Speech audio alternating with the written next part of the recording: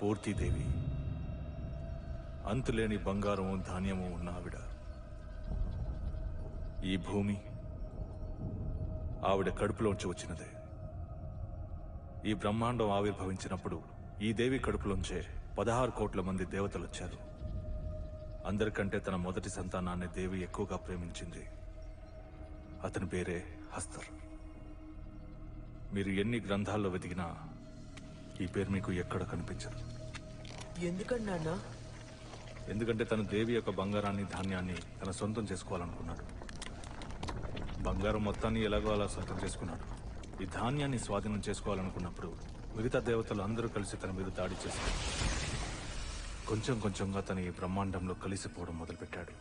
తను అంతమయ్యి ఈ బ్రహ్మాండంలో పూర్తిగా కలిసిపోవడానికి ముందే ఆ దేవి తనని కాపాడింది.